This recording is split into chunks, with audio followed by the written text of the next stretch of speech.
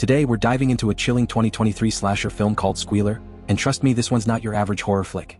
It's inspired by the real-life crimes of Canadian serial killer Robert Pickton, a pig farmer and cannibal. Yeah, you heard that right. He used to abduct women, brutally murder them, and turn their flesh into sausages. Disturbing, right? The movie opens with a terrifying scene. A young woman escapes from a creepy farmhouse and runs desperately toward the road. She's clearly been through hell and she's not alone. The killer, Squealer, is right behind her. She stumbles onto the road and almost gets hit by a van. Inside are an elderly couple who slam the brakes just in time, horrified by her bloody and beaten state. They quickly wrap her up, load her into the truck and rush her to the hospital. At the hospital, the doctor begins treating her and notices horrifying injuries, deep hook marks all over her body, like she'd been hung alive. He tries to calm her down, but she's completely traumatized, screaming that he's going to kill me. Eventually, they sedate her so they can operate. Then the story cuts to another character, a prostitute named Sadie who's being assaulted by a violent client. Just then, a woman named Lisa shows up. She's an activist who helps women like Sadie get out of that life. Lisa drives the abusive man away and tells Sadie she can help her start over. She's even lined up a job interview for her. Exhausted and desperate for change, Sadie agrees. Enter Jack, a cop, and Lisa's ex-husband.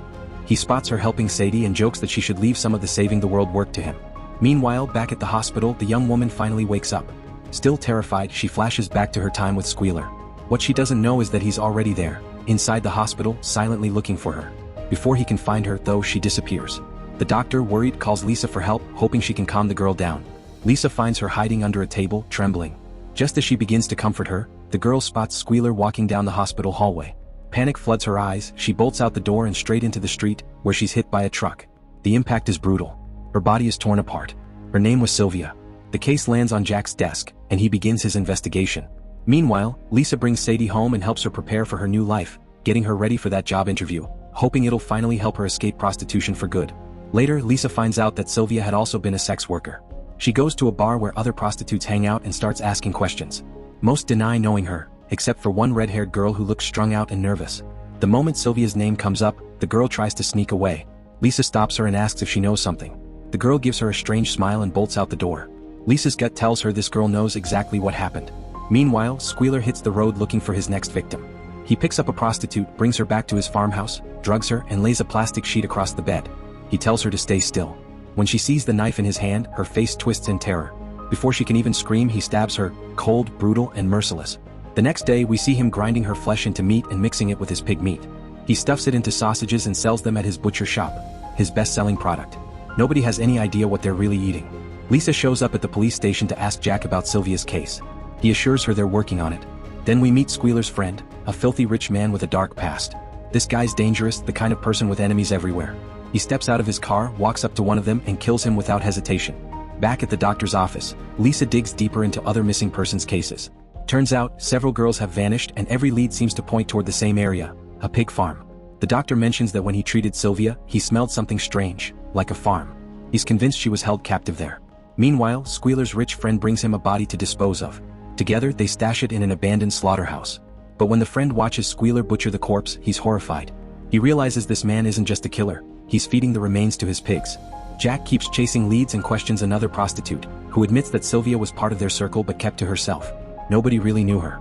Squealer, meanwhile, carries on with his gruesome work, chopping up human flesh and feeding it to his pigs. The animals devour it like it's nothing, they've been trained to. Then we see that red-haired girl again, the one who ran off earlier. Her name's Erin, and she's not just Squealer's accomplice, she's his lover and partner in crime. She's been helping him cover up the murders from the start. Later, Erin and Squealer hit the same bar again, hunting for their next victim. They charm a new prostitute into coming back with them. But before they leave, Lisa walks in. Erin spots her and whispers to Squealer that Lisa's getting too close.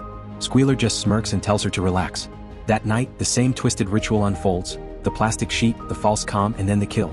Another life lost, another victim no one will miss. Lisa later goes to see Jack, but finds him laughing and chatting with a female colleague. It stinks. Angry and jealous, she starts a fight. Jack, confused, asks why she's even there.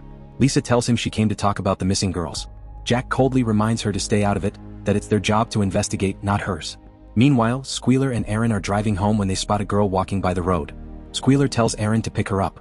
Erin hesitates, it's broad daylight and someone could see them. But Squealer stops the car anyway. Erin walks over, puts on a fake smile, and tells the girl that Squealer's rich, that he can change her life. And just like that, the nightmare begins again. The girl refuses at first, but when she sees the drugs, she gives in.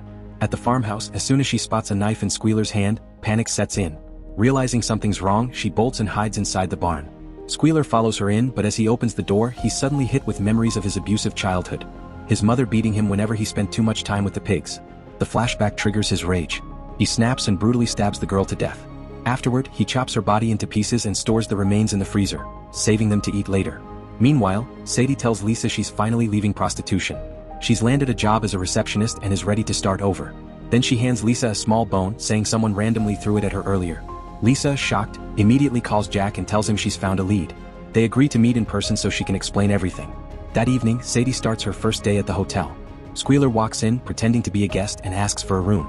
Smiling politely, she checks him in and gives him room 233. But when she steps inside to show him around, he attacks and kills her on the spot.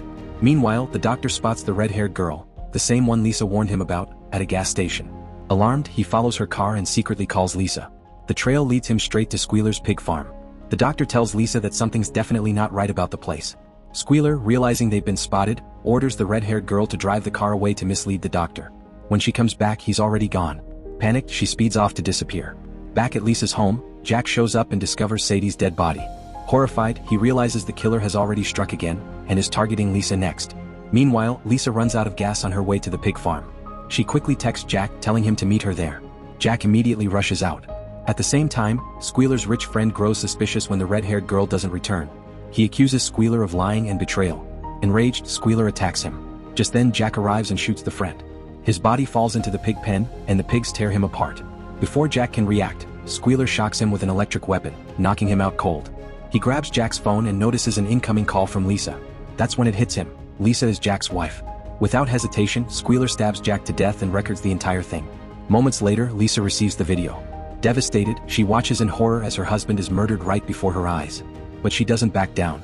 Fueled by grief and rage, Lisa sets out on foot, limping her way to the pig farm to avenge Jack's death. When Squealer spots her, he charges and attacks. He breaks her leg and is about to finish her off, but Lisa starts screaming at him, calling him names, cursing him. The words trigger his deepest trauma, reminding him of his abusive mother. For a moment, he freezes, distracted and vulnerable. Lisa seizes the chance. She grabs a knife, stabs him, and hoists his body onto a meat hook. Without hesitation, she shoves him into a shredder, tearing him apart piece by piece. Right then, the doctor arrives with the police. They rescue Lisa and arrest anyone still connected to the case. And that's where the movie ends. But here's the chilling part, it's based on true events. In Canada, there really was a pig farmer named Robert Pickton who was a serial killer. He kidnapped women, tortured them, and even ate their flesh. Pickton dropped out of school early to work full-time on his family's pig farm, but by the 1990s, he had already started killing. He confessed to murdering 49 women, though many believe the number was much higher. So that's today's story. Thanks for watching. Don't forget to hit that subscribe button and turn on the notification bell so you never miss any of the exciting content coming your way. Every new video is made with you in mind, and I'd love to have you here for the journey. See you in the next one.